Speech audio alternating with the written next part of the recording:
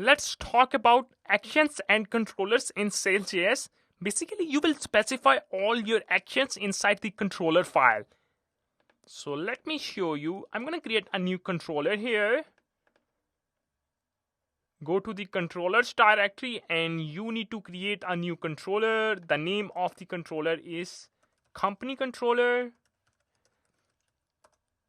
And it will expose an object, model.exports an object. Here I will specify all the actions. The first action is create method. This action will be used to create new record in MongoDB.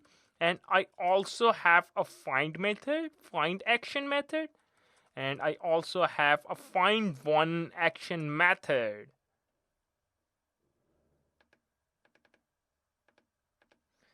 And finally, we also have update method, update action, and the last action is delete. So we have specified a couple of actions.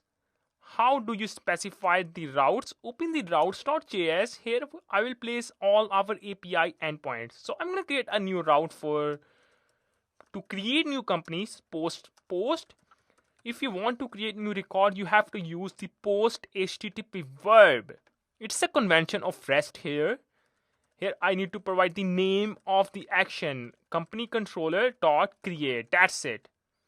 Company controller dot create. Cool. Now I'm going to run the application by using SalesLift. Let me send the message return res.json, or okay, you can say that. I'm going to use a built-in response, sales response. Okay, that's it.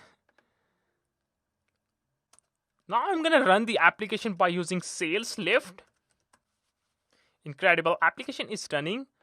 Now I'm going to send request to this endpoint. You need to send the post request. So we have created the post route yet.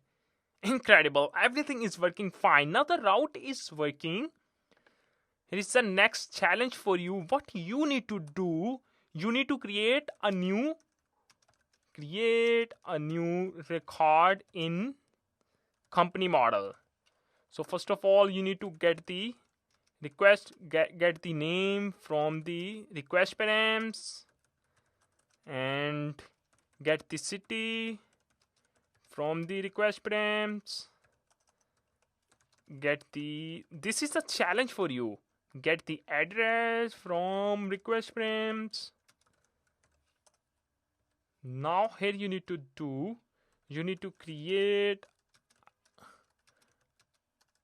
call the use create method from company model.